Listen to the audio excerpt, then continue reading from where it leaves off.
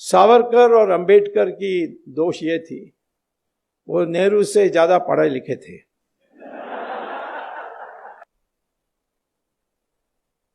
अब जवाहरलाल नेहरू का प्रॉब्लम क्या था, वो गए थे लंदन, फिर वहां से कैम्ब्रिज में जाकर दाखिल की, एडमिशन ली और फिर फेल हो गए। नेहरू परिवार में किसी ने भी आज तक कॉलेज की डिग्री प्राप्त नहीं की, सब फेल हुए हैं। एक बार सोनिया ने लिख दी अपने इलेक्शन एफिडेविट में कि studied in the university of Cambridge and got a degree in English. मैंने फिर जब वहां गया था लेक्चर देने के लिए कैम्ब्रिज यूनिवर्सिटी में, मैंने पूछा कि कैसे स्टूडेंट थी, उन्होंने कहा यहाँ स्टूडेंट कभी नहीं थी। मैंने कहा लिख कर दोगे, लिख कर दिया। उस समय मनोहर जोशी स्पीकर थे, तो मैंने उनको दिया कि देखिए इन्होंने ऐसा किया, तुम्हारे लोकसभा हुज हू में भी यही बात लिखी है, तो उनको पूछो। तो मेरी चिट्ठी जो मैं लेकर आया उसको भेजा और सोनिया का जवाब आया कि खेद है, ये प्रिंटिंग मिस्टेक है, टाइपिंग मिस्टेक के कारण प्रिंटिंग मिस्टेक हो गया है। तो साहब मनोहर जोशी ने पूछा अब क्या करें, मैंने कहा इसको Guinness book of world record को भेज दो, longest typing mistake in history. कभी टाइपिंग मिस्टेक हो सकती है, studied in the university of Cambridge and got a degree in English, ये टाइपिंग मिस्टेक हो सकता है। राहुल गांधी का भी ऐसे ही है, फेल फेल फेल। प्रियंका भी जीसस मैरी कॉलेज में फेल, इंदिरा गांधी भी फेल, जवाहरलाल नेहरू भी फेल। उसके आगे मैं पहले नहीं जानता हूं क्या थे। तो इसीलिए मैं कहता हूं कि जब वो सावरकर या अंबेडकर इनके बारे में सोचते थे, इनको ईर्ष्या आती थी और किसी तरीके से उनका बदनाम करने के लिए लगे हुए थे। जैसे अंग्रेज भी सोचते थे ये विचारक है, दिमाग फिरा देगा।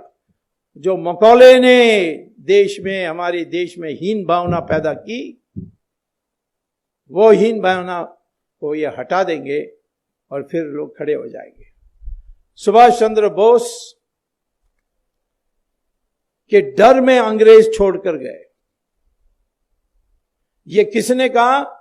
जिस प्राइम मिनिस्टर ने इंडियन इंडिपेंडेंस एक्ट पेश की थी पार्लियामेंट में, क्लेमेंट एटली, उन्होंने खुलेआम कहा था, क्योंकि अंग्रेजों का पहले से तय था, 200 साल से कई बार लिख चुके थे कि जिस दिन ये देश के, हिंदुस्तान के लोग खड़े हो जाएंगे लड़ने के लिए, उस दिन हमें छोड़कर जाना पड़ेगा। और खास तौर पर जब मिलिट्री विद्रोह करेगी तो हम एक दिन भी नहीं रहना चाहिए।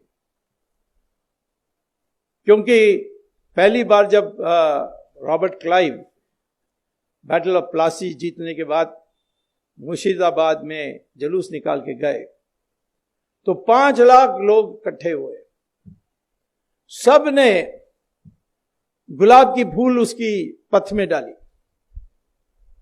तो जो अंग्रेज का कमेंटेटर है जॉन कूपर, उन्होंने पुस्तक में लिखा कि मैं देख के ये हैरान हो गया कि ये हारे हुए लोग, जिसने उनको हराया, उनको उनके पथ में गुलाब के फूल डाल रहे हैं।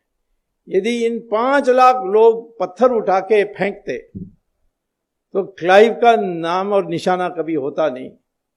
और जब इस हिंदुस्तान में लोगों की मंशा बदलेगी, उस दिन अंग्रेजों को बोरी बिस्तर बांध करके तुरंत छोड़कर चले जाना चाहिए। और यही हुआ जब सुभाष चंद्र बोस की जो INA आई हमारे हिंदुस्तान में, उसकी असर सब पर पड़ी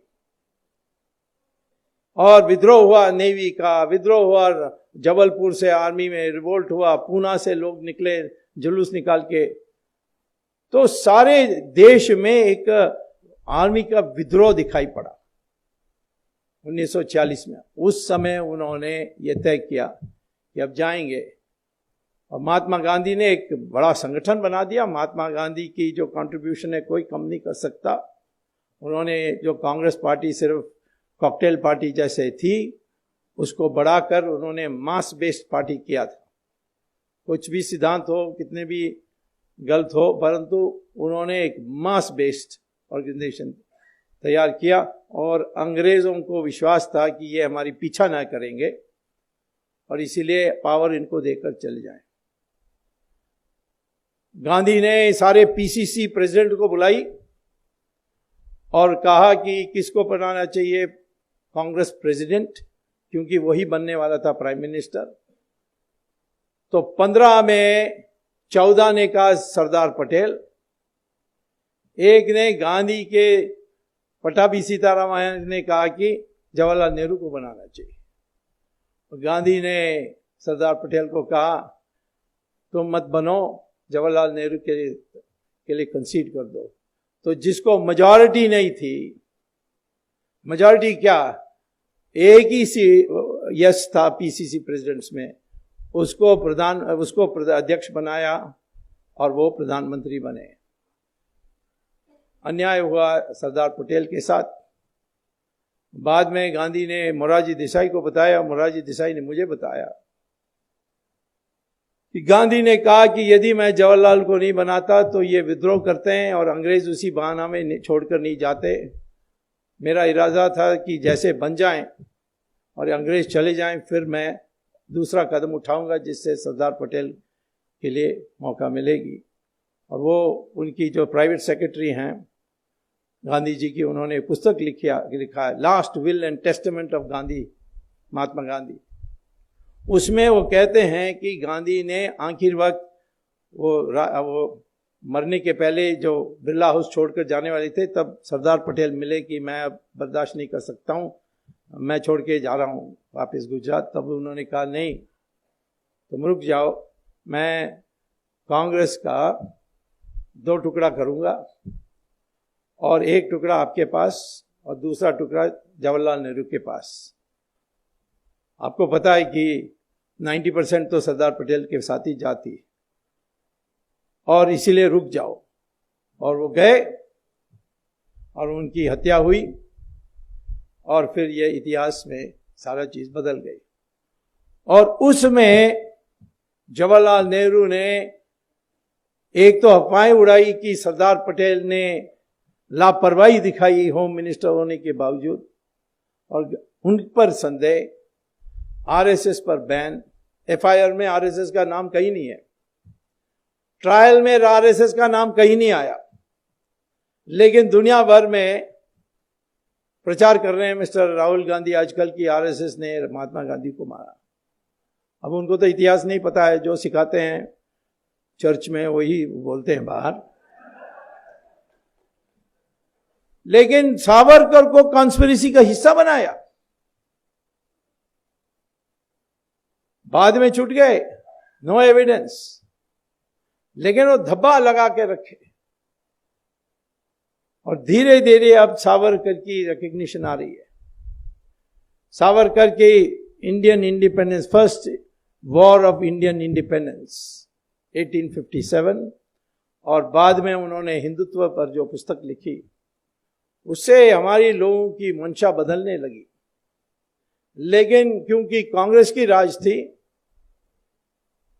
उन्होंने ये सारे आने नहीं दिया था।